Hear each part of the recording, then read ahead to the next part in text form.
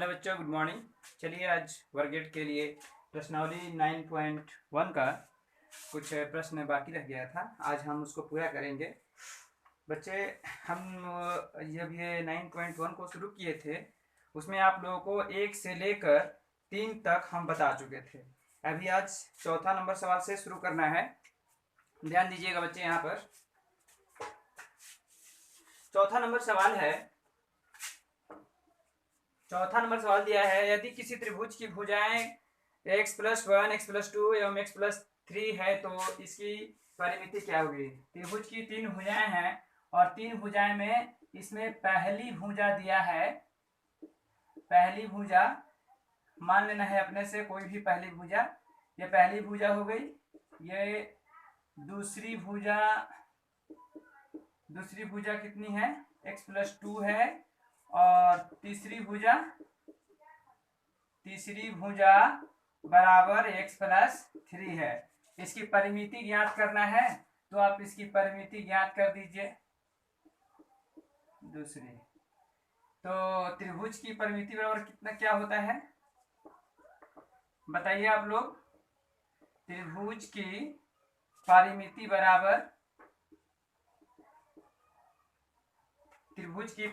बराबर तीनों भुजाओं का योग। तीनों भुजाओं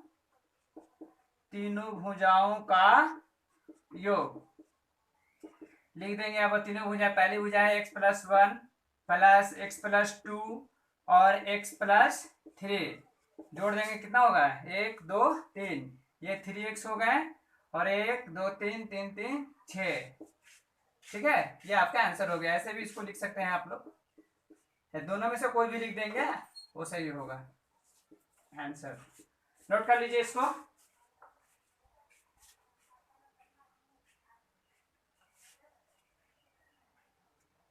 चलिए आगे बढ़े बच्चे। 5वां नंबर सवाल देखिए। 5वां नंबर सवाल दिया है, यदि किसी वर्ग की एक भुजा x-7 है तो उसकी परिमिति ज्ञात कीजिए।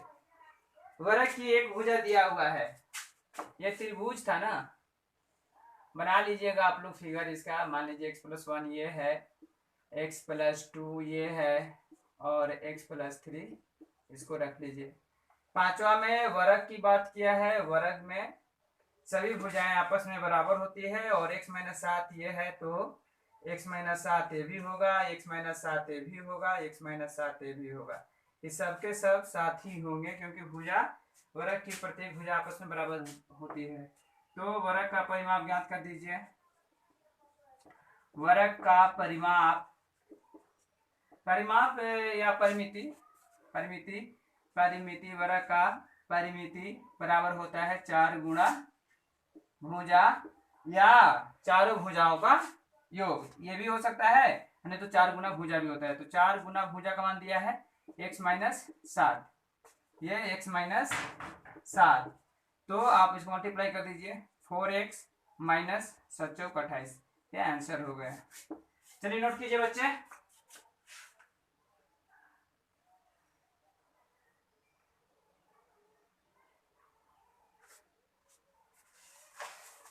अगला प्रश्न दिया हुआ है इसमें 6 नंबर। रहीम की उम्र x-6 वर्ष और महेश की उम्र y वर्ष है। दोनों की उम्र का योग और अंतर क्या होगा। इसमें आप लोगों को रहीम को उम्र दे दिया है और महेश का भी उम्र दे चुका है और इसमें योग और अंतर दोनों का पूछ रहा है। चलिए इसे मिटा देते हैं पहले।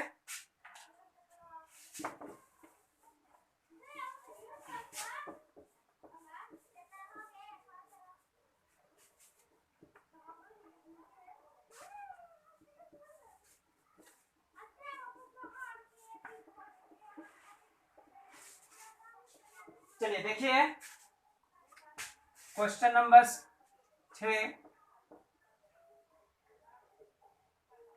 यहां पर दिया हुआ है रहीम का उम्र। रहीम का उम्र दिया हुआ है x-6 वर्ष और महेश का उम्र दिया है, महेश का उम्र y वर्ष। बोल रहा है क्या, उम्र का योग और अंतर ज्ञात करना है। तो लिख देंगे क्या,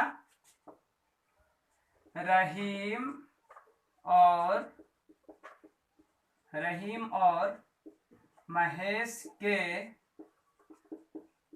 उम्रों का योग। उम्र इसका x-6 है प्लस y, यानी कि x-6 प्लस y। अरेंज भी करके लिख सकते हैं, अचर पद को लास्ट में लिखा जाता है, ये बताएं आप लोगों को इस प्रकार से। आंसर हो गया आपका, योग हो गया।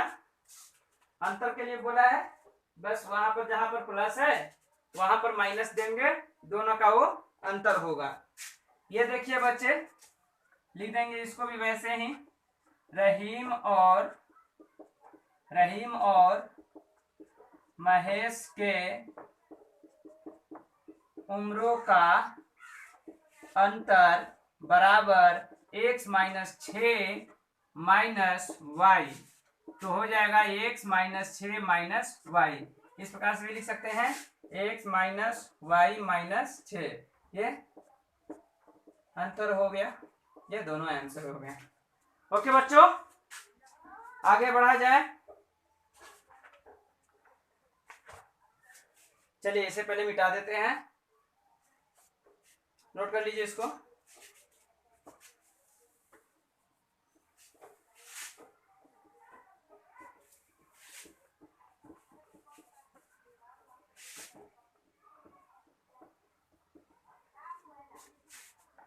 चलिए बच्चे, अगला प्रश्न दिया हुआ है यहाँ पर, पढ़िएगा आप लोग। अगला प्रश्न दिया हुआ है, अगला प्रश्न है, किसी आयत की दो आसन्न भुजाएं क्रमशः, किसी आयत की दो आसन्न भुजाएं, क्वेश्चन नंबर 7, ये आसन्न भुजाएं, ये भुजा और ये भुजा, ये दोनों आसन्न भुजाएं हैं। तो एक भुजा दिया है x² प्लस 2x प्लस 1, ये अपने मन से लिख लेना है। ये अब यहाँ पर बड़ा छोटा नहीं, लंबाई और चौड़ाई नहीं कर सकते हैं कि ये लंबा ज्यादा है और ये बड़ा है, ठीक है, क्योंकि इसमें अचर राशि है, इसलिए दोनों में से किसी एक को आप रख सकते हैं, कोई दिक्कत नहीं उसे। दोनों भुजा दिया हुआ है, x² माइनस 2x प्लस 1, ये मैं आप लोगों को समझने के लिए बता दिया कि ये भुजा है। तो ये एक आयत में आसन्न भुजाएं क्रम से दिया हुआ है, एक भुजा ये और दूसरी भुजा ये। तो आयत का परिमिति क्या होगी, निकाल देंगे यहाँ पर। आयत की परिमिति, बच्चे ध्यान दीजिएगा यहाँ पर थोड़ा सा। अगर परिमिति ज्ञात करने के लिए बोला है तो ये भुजा का माप जितना है तो ये भी भुजा इसी के बराबर होगा, यानी कि ये भी आपका x² प्लस 2x प्लस 1 ही होगा, क्योंकि हमने आयत में आमने सामने की भुजा आपस में बराबर होती है। और यहाँ पर ये इतना है तो ये भी भुजा का माप इतना ही होगा। तो हम लोग इसके आयत का परिमिति ज्ञात करने के लिए बोला है तो लिख सकते हैं कि आयत की परिमिति बराबर आयत के चारों भुजाओं का योग। नहीं तो फार्मूला के लिए क्या लिखेंगे, 2 × l प्लस b, पहली आसन्न भुजा प्लस दूसरी आसन्न भुजा, ये l उसी को इंडिकेट कर रहा है। तो 2 × x² प्लस 2x प्लस 1 पहली भुजा हुई, और उसके बाद दूसरी भुजा भी है यहाँ पर, तो x² माइनस है 2x प्लस 1, बंद कर देंगे। 2 × x² plus 2x plus 1 plus x² minus 2x plus 1, ये ब्रैकेट बंद कर दीजिएगा, मजला ब्रैकेट है। तो 2x ये देखिए माइनस प्लस खत्म, ठीक है। और यहाँ पर 2 × ये x² कितना हो गया, 2x² हो गए, और 1 प्लस 1 कितना हो गए, 2 हो गए, गुणा कर दीजिए इसको, तो 2 दूनी की 4x² प्लस 2 दूनी की 4, यह आंसर हो गया, इसका परिमिति हुआ। नोट कीजिए बच्चे इसे।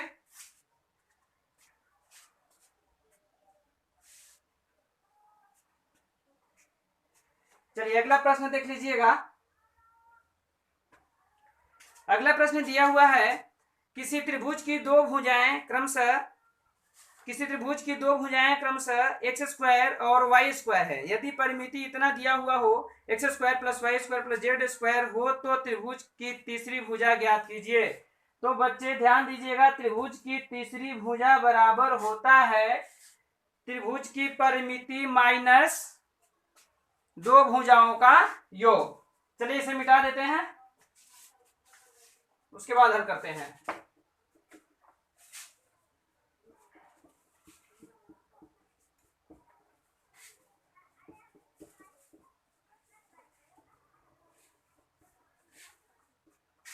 चलिए देखिएगा बच्चों, 8 नंबर है ना, 8 नंबर दिया हुआ है त्रिभुज की दो भुजाएं। मान लीजिए, अपने मन से मान लीजिए कि पहली भुजा, जब तीसरी ज्ञात करने के लिए बोला है, यानी कि पहली भुजा हो गया ये एक्स स्क्वायर और दूसरी भुजा ये हो गई दूसरी भुजा वाई स्क्वायर। अपने मन से भी लिख सकते हैं आप लोग, दूसरी भुजा बराबर एक्स स्क्वायर, पहली भुजा बराबर वाई स्क्वायर। कोई लिख करके नहीं दिया है कि पहली भुजा ये है दूसरी भुजा ये है, इसलिए आप लोग अपने मन से भी लिख सकते हैं। मन से लिखेंगे लेकिन संख्या ही होगा, सिर्फ इसका नाम चेंज हो जाएगा। यदि परिमिति बराबर परिमिति दिया है त्रिभुज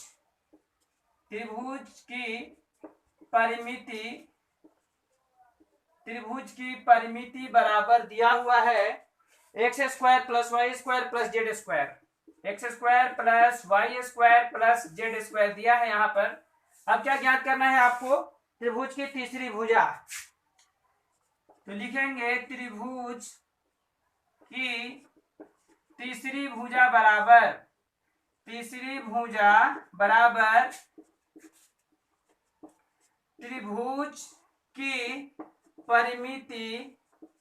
त्रिभुज की परिमिति माइनस दोनों भुजाओं का योग, माइनस त्रिभुज कहीं होगा, माइनस त्रिभुज के दोनों भुजाओं का योग। ये लिख लेंगे यहां पर बराबर, ये त्रिभुज की परिमिति दिया हुआ है, कितना दिया हुआ है? X square plus y square plus z square, यह दिया है। और त्रिभुज की दोनों भुजा कौन कौन सा है?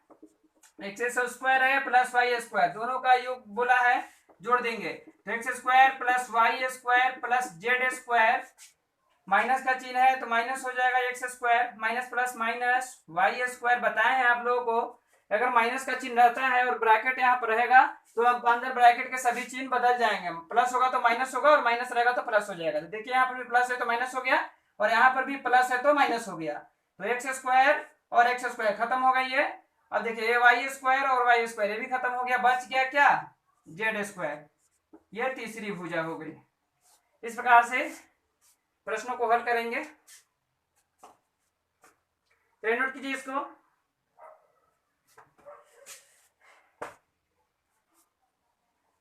चलिए खत्म हो गए बच्चे, प्रश्नावली 9.1 जो है ये खत्म हो चुका है। ठीक है, आप लोग इसका नोट को भी बनाकर फोटो क्लिक कीजिए और मेरे व्हाट्सएप पर सेंड कीजिए, तब मुझे पता चलेगा कि आप लोग घर में उस नोट को भी रेडी कर रहे हैं। ठीक है, परीक्षा का भी डेट जब निकाला जाएगा तो आप लोग को पता चलेगा। और ऐसा नहीं सोचना है कि ऑनलाइन पढ़ाई हो रहा है तो आपका एग्जाम नहीं होगा। एग्जाम होगा, थोड़ा सा इंतजार करना है आप लोगों को और घर में तैयारी करते रहिए। डेट निकलता है आप लोगों को बताया जाएगा। ठीक है बच्चे, आज के लिए बस इतना ही, और अगले दिन के क्लास में हम लोग अध्याय एक्सरसाइज 9.2 शुरू करेंगे। ठीक है, ओके, धन्यवाद बच्चों।